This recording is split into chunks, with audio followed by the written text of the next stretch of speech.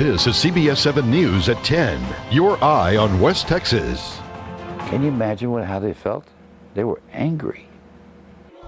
A local organization wants to show their support for World War II veterans who were locked out of their own memorial in Washington, D.C. It's an event that was a result of the government shutdown. Now, local veterans want to show their support to those who fought before them. CBS 7's Jennifer Samp joins us now from the studio with that story. Jennifer?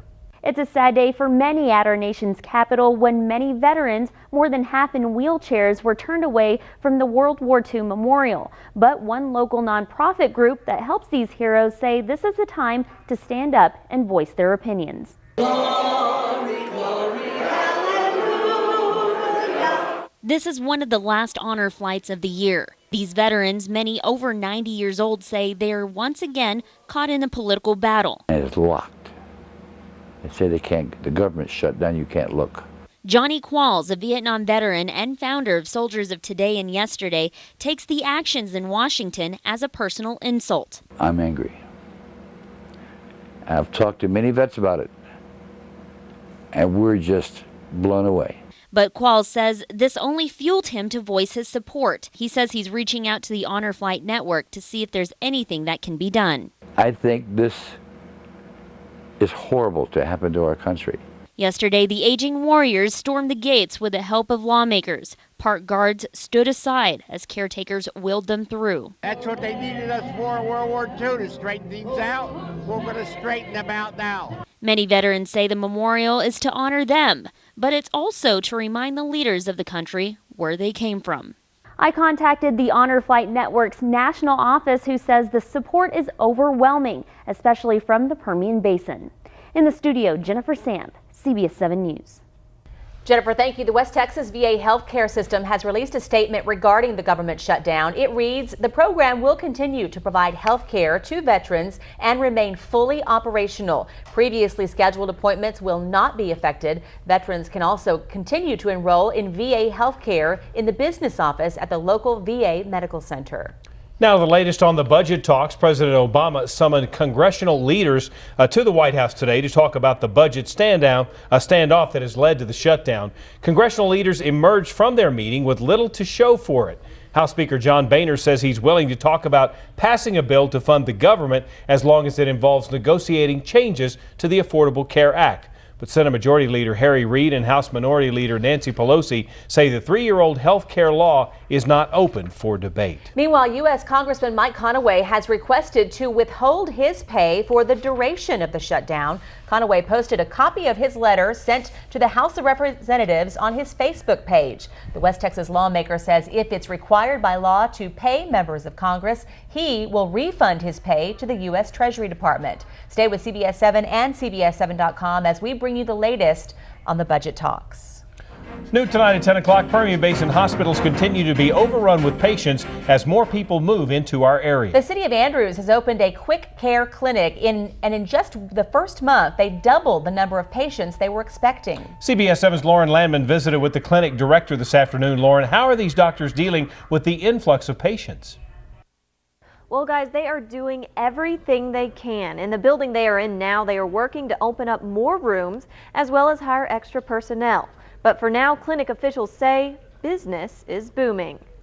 We expect it to be a little more gradual, so we really, I guess, blew the doors off, so to speak. In just the first month, the Permian Regional Medical Center Clinic saw 480 patients, more than double what they had anticipated. It is difficult with, handling 50 patients, but we've gotten it done. Doctors say the quick care clinic is convenient for patients, and with a shortage of primary care facilities in the Permian Basin, it's an easy choice. Our clinic is so booked right now that people are able to just come here and just for basic things. Doctors say the opening of the clinic was just in time for the busy season. School started back and all the kids are sharing all their germs.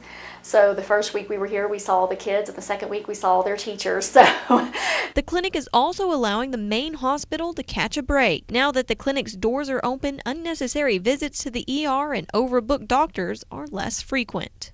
People are glad to have a place they can go when they call their doctor and they're sick, but they're telling them, you're not going to be able to get in for several days because we're booked. Hospital officials say this expansion isn't their last. In the coming year, they expect to gain a dialysis clinic as well as major additions to the main hospital. In the newsroom, I'm Lauren Landman, CBS 7 News.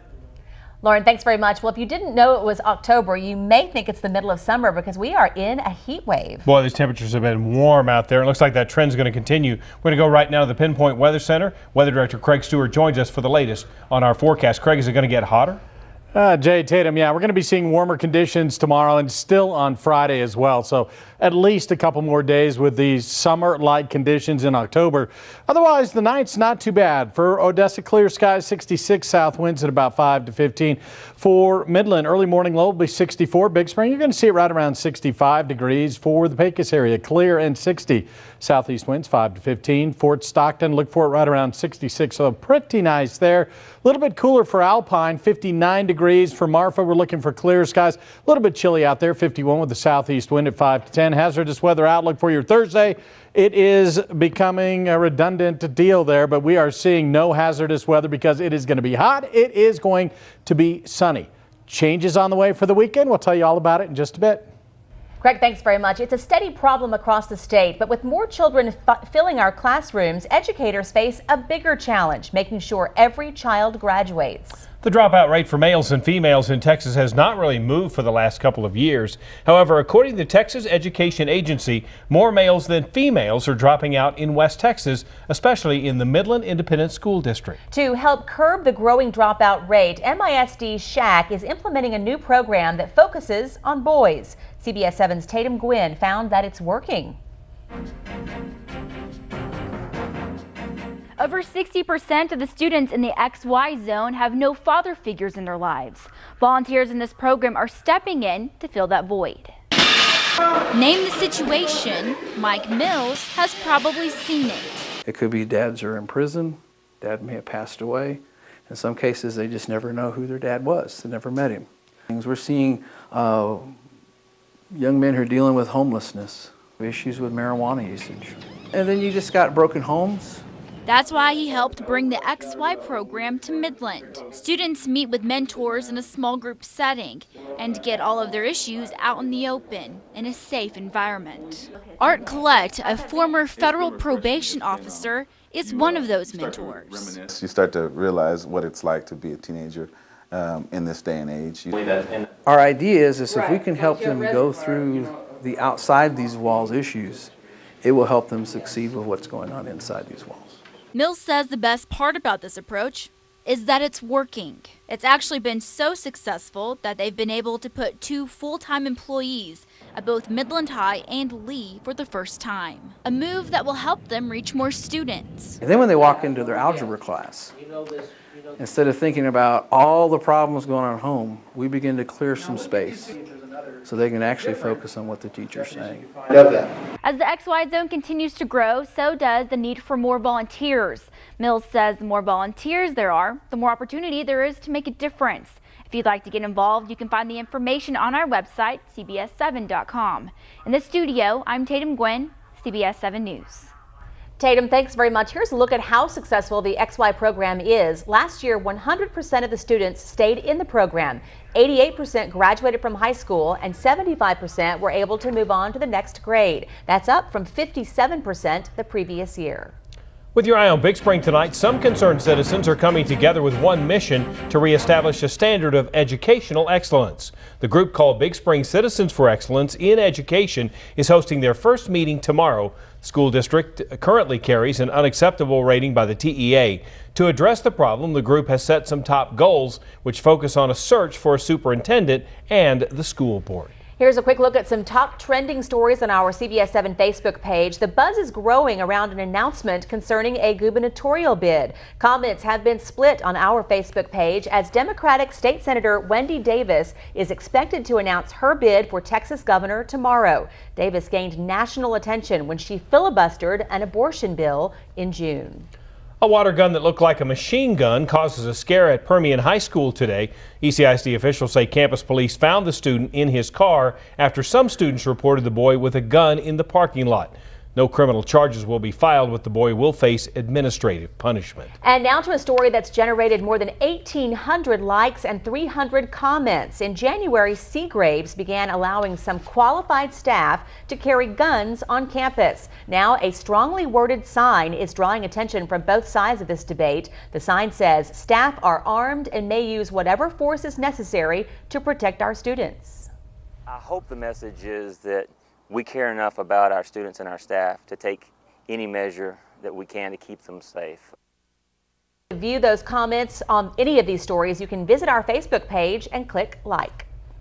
5 former mayors of Midland gathered today to announce their support for one of the candidates for mayor. Ernest Angelo Jr., Mike Cannon, J.D. Faircloth, Ed Magruder, and Carol Thomas are all endorsing Councilmember Jerry Morales for mayor of the Tall City. They say they are citing his experience and dedication to Midland for their support. The last 15 years serving on several nonprofits and organizations in Midland, sharing ideas, working together, they have recognized the qualities that I have inside me and some of the leadership skills. So all of that's coming out to fruition today. A reminder to you, Election Day is coming up November 5th. Still ahead on CBS 7 News, we have some exciting news about a new show that's premiering right here on CBS 7. But first, a thief caught in the act. Now police need your help finding this person accused of burglarizing one local business 4 times. We'll have the details coming up. And temperatures continue to rise across the Permian Basin, but could we get a real taste of fall this weekend? Our weather director Craig Stewart is back after the break with a look at your 7-day forecast. You're watching CBS 7 News, your eye on West Texas.